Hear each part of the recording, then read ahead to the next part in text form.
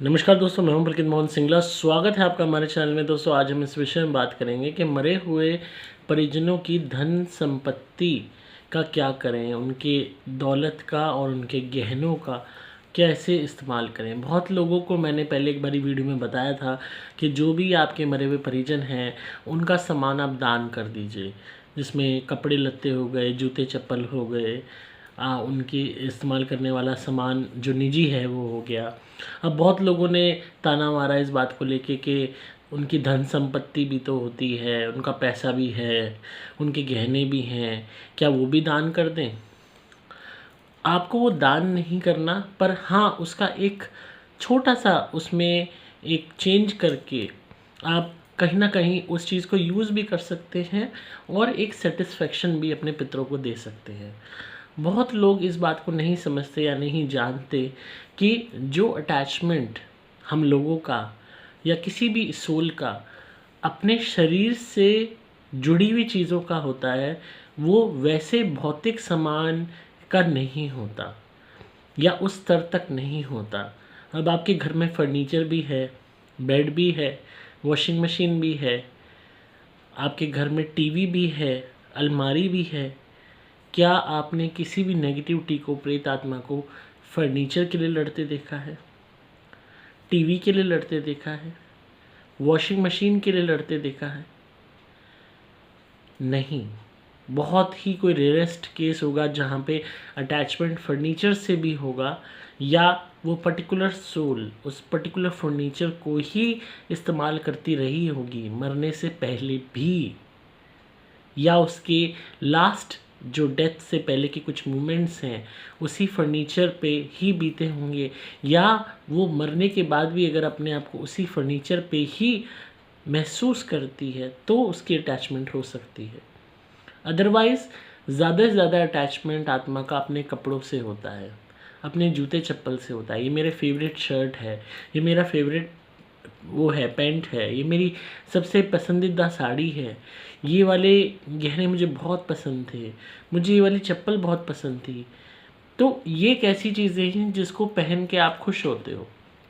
आपने खुद ये चीज़ महसूस की होगी अपनी निजी ज़िंदगी में कि आपकी कोई फेवरेट साड़ी है, सूट है, चप्पल है, जूता है, आपके बढ़िया पैंट है, कोट है, कोई हल्का सा भी उसे ख़राब कर दे या पहन ले तो आप कितने आग बबूला हो जाते हो। बिकॉज आपने अपने शरीर पे जब उसे पहन लिया आप उसे अपना समझते हो, पार्ट ऑफ योर सेल्फ उसको मानते हो, आप शेयर नहीं करना चाहते। और गलती से वो ख़राब हो जाए, कोई जला दे, उसको ख़राब कर दे, इंक गिर गई, स्याही गिर गई, तो आप बहुत ज़्यादा आउट ऑफ कंट्रोल हो जाते हो कि मैंने ये पहनी थी, मुझ पर इतनी अच्छी लगती थी साड़ी, अब दोबारा ये मुझे मिलेगी नहीं मिलेगी। तो यहाँ अटैचमेंट का फ़र्क होता है। इसीलिए हम हर पितर की, हर प्रेत आत्मा की, जो हमारे घर के मरे हुए परिजन हैं, उनकी आसक्ति कम करने के लिए ही दान के लिए बोलते हैं, ताकि इस भौतिक दुनिया में आसक्ति कम होती जाए। और क्योंकि आमतौर पर लगाव अपने शरीर से जुड़ने वाली चीज़ों से ज़्यादा होता है, इसीलिए कपड़े लत्ते, जूते चप्पल, इन सब का दान पहले बोला जाता है। और यही मैंने आपको एडवाइस किया। अब जिन भी महान हस्तियों ने ताना मारा कि क्या हम ज़मीन, संपत्ति, गहने, पैसा वो भी दान कर दें, आपको वो दान नहीं करना, पर उसमें से कुछ अंश आपको दान करना होगा अगर आप वाकई में उस पैसे की बरकत चाहते हैं। तो जो ज़मीन संपत्ति है, जो भौतिक ज़मीन है, जो इमूवेबल एसेट्स हैं, ज़मीन जायदाद है, घर है, उसमें तो आप शुरुआत से ही रह रहे हो। कोई भी इंसान अपने पेरेंट्स के साथ चाहे रह रहा है, चाहे जॉइंट फैमिली में रह रहा है, तो शुरुआत से ही रह रहा है। वो ऑलरेडी एक साझे में इस्तेमाल हो रही है। भले ही नाम आपके पर्टिकुलर परिजन की थी, पर साझे में इस्तेमाल होता हुआ वो परिजन उसको देखता आ रहा है। हालांकि कई केसेस ऐसे भी होते हैं जहाँ किसी के नाम ज़मीन थी, डेथ कॉज हो गई, अब वो ज़मीन परिवार में आ गई, बच्चों के नाम हो सकती है, या अन्य कोई डिस्ट्रीब्यूट हो रहा है, डिस्प्यूट पड़ गया इस बात को लेके कि वो कोई विल नहीं है कि कितनों में बटेगी। उस केस में भी कई दफ़ा जो हमारे पितर होते हैं, अगर उनका लगाव किसी पर्टिकुलर फैमिली मेम्बर की तरफ ही है या पर्टिकुलर फैमिली मेम्बर को ही दे के जाना चाहते थे, और उससे पहले ही डेथ कॉज हो गई और अब वो ज़मीन बट रही है, जिस पर्टिकुलर फैमिली मेम्बर को देनी थी पूरी, उसको पूरी नहीं मिल रही है, तो भी कई दफ़ा out of love and affection ऐसे पितर बाकी फैमिली मेम्बर्स को तंग करना शुरू कर देते हैं। ऐसे हालात बना देते हैं कि आप उस पर्टिकुलर इंसान जिसको ये ज़मीन दी जानी थी, जिसको दे जाने की बात की गई थी, उसी को देनी पड़ जाए। आपने बंटवारा कर लिया, आपने ज़बरदस्ती ज़मीन ले ली, पर आपको वो फलेगी नहीं।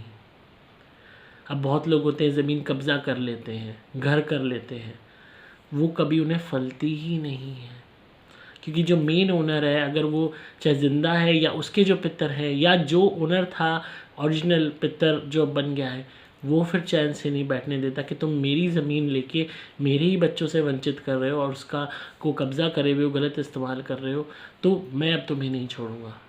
इतना संघर्ष हो जाता है जीवन में कि वो एक ज़मीन आप भले ही ले लो या मकान ले लो, जीवन में तरक्की कभी नहीं मिलती। जितना आएगा ना उतना निकलता जाएगा। जैसे मटके पैसों से भरा हुआ है और नीचे छेद कर दिया है जिसमें से वो निकलते जा रहे हैं सिक्के, ऐसी हालत हो जाती है। तो बहुत लोग जो कह रहे थे ज़मीन जायदाद की, आपको ज़मीन जायदाद दान नहीं करनी, पर किसी की भी हराम की ज़मीन नहीं लेनी। अगर आप अपने ही घर के परिजनों की ज़मीन ले रहे हो और उनको आपका हक बनता है और वो भी सहमत थे इस बात को लेके कि आपको आपका शेयर मिले, ज़मीन मिले, जगह मिले, तो बात अलग है। तो कोई भी पितर आपको नुकसान नहीं पहुंचाएगा। फिर भी उनकी ज़मीन इस्तेमाल कर रहे हो, उनका घर में रह रहे हो, तो उनके निमित्त दान करते रहो और उनके बच्चों के साथ रिलेटिव्स में रिलेशन अच्छे रखो, झगड़ा कम से कम करो। अब बात आती है पैसे की। अगर बहुत से ऐसे परिजन हैं जो बहुत सारा पैसा छोड़ जाते हैं, बैंक में पैसा पड़ा है, घर में कैश पड़ा है, डेथ कॉज हो गई, तो बच्चे आपस में लड़ते हैं, पैसा मेरा है, ये मेरा है, या माँ बाप के लिए जो है, हालांकि सब बच्चे एक हैं, या पर्टिकुलर बच्चा एक, उसकी नीयत ख़राब हो जाती है, या फिर आप अकेले हो, आपके लिए पैसा छोड़ गए हैं, तो आपने क्या करना है? आप सोचोगे अरे ये तो सारा पैसा मेरा, मुझे यूज़ करना है। नहीं, आपने यूज़ करना है, सारा पैसा आपका है, पर उसमें से 5 to 10% कैश आप भंडारे के नाम का निकाल लीजिए और वो भंडारा आपको अपने उसी पितर के निमित्त करना होगा जिसको ये पैसा बिलोंग करता था। सपोज़ आपके पिताजी थे या मदर थी या दादाजी थे, फूफा थे, चाचा थे, कोई भी XYZ, it can be any relative, वो पैसा छोड़ गए हैं। आप पैसा यूज़ कीजिए, पर उसको यूज़ करने से पहले उसमें से 5 to 10%, वैसे तो 10% निकालेंगे तो ज़्यादा बेटर है, उसका भंडारा कर दीजिए उनके निमित्त। भगवान को भी भोग लगाइए और बढ़िया पूरी साग का, खीर का भंडारा कर दीजिए, हलवे का भंडारा कर दीजिए गरीबों में, ताकि उनकी आत्मा को शांति मिले। उसके बाद रेस्ट ऑफ द मनी आप यूज़ कर सकते हैं, उसमें कोई दिक्कत नहीं आएगी आपको। अगर आप बिना उनको श्रद्धांजलि दिए, बिना उनके निमित्त कुछ करे, उन्हीं आप पूरे पैसे को डकार जाएंगे, तो वो आपको बरकत नहीं देगा। जितना आया है उतना कुछ सालों में ज़रूर निकलेगा। एक बारी आपको लॉस ज़रूर देखने को मिलेगा। अप में जा रहे हो, उस पैसे से कुछ काम धंधा खोल लिया है, मतलबी बन गए हो, कुछ सालों बाद कोई ना कोई तगड़ा घाटा होगा जिसमें जो कमाया था वो पूरा निकल जाएगा या कुछ हद तक निकल जाएगा। तो बहुत ज़रूरी है आपके लिए कि उस पैसे में से 10% उनके निमित्त भंडारा करके उनको श्रद्धांजलि देना, ताकि उनको शांति मिले और वो आपको आशीर्वाद दे सकें।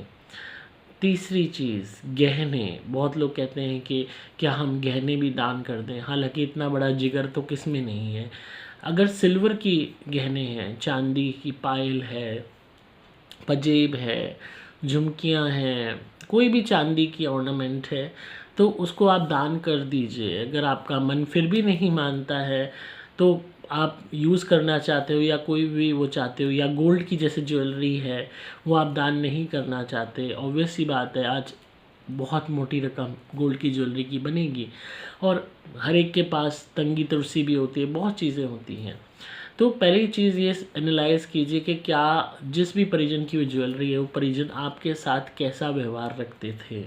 सपोज़ आपकी फॉर एग्ज़ाम्पल सास थी, आपके साथ बहुत बुरा व्यवहार रखती थी या आपके अगेंस्ट थी, आपको लाइक नहीं करती थी, आपने उनकी डेथ के बाद उनकी सारी ज्वेलरी कब्जा ली, तो आप जब उस ज्वेलरी को यूज़ करेंगी तो वो आपको तंग ज़रूर करेंगी। अगर बहुत अच्छी थी, आपको देकर ही गई थी, तो बात अलग है। अगर मदर की ज्वेलरी है, वो आपसे प्यार करती थी, ऑब्वियस है, तो आप रख सकती हैं। उसमें भी अगर आपको ज्वेलरी यूज़ करने के बाद प्रॉब्लम आने लगे तो ज्वेलरी को सेल आउट कर दीजिए, और अगेन उसमें से जो 10% अमाउंट आएगी, उस पूरी अमाउंट की जो 10% होगी उसका आप भंडारा कर दीजिए, या उस पूरी ज्वेलरी जो है आप जो यूज़ करना चाहती हैं, अगर उस पूरी ज्वेलरी को, तो उसमें उनसे हाथ जोड़ के प्रार्थना कर लीजिए कि मैं इसको इस्तेमाल करना चाहती हूँ, और बस भगवान जी से प्रार्थना करके खुद की अपनी पर्सनल इनकम से छोटा सा सूक्ष्म सा भंडारा उस पर्टिकुलर पितर के निमित्त कर दीजिए। उसके बाद ही उस ज्वेलरी को यूज़ कीजिए, तभी आपको बरकत मिलेगी। एक चीज़ और कि उस ज्वेलरी को कभी भी गिरवी ना रखें। एक चीज़ और, उस ज्वेलरी को कभी भी आगे आने वाली संतान को फॉरवर्ड ना करें। खासकर नई नवेली लड़की जो दुल्हन बनने वाली हो, उसको वो ज्वेलरी कभी ना पहनाएं। बहुत लोग कहते हैं हमारा पुश्तैनी हार है, फिल्मों में भी दिखाते हैं, फिल्मों की बात अलग होती है, बट इन रियल लाइफ अगर पैरानॉर्मल इश्यू है या पितर बहुत क्रिकेट माइंडसेट का है, मीन माइंडसेट का है, तो वो ही ज्वेलरी पहनी हुई उस नई नवेली दुल्हन के लिए जी का जंजाल बन जाएगी। तो बहुत लोग होते हैं जिनके पितर बहुत बुरे रहे होते हैं या उनके एडवर्स रिलेशन रहे होते हैं, तो हम उनसे ये भी कहते हैं कि आप ज्वेलरी को सेल आउट कर दीजिए पूरी को, और उसकी जो अमाउंट आती है वो आप रख लीजिए, उसमें से अगेन 10% निकाल के उसका भंडारा कर दीजिए उस पितर के निमित्त।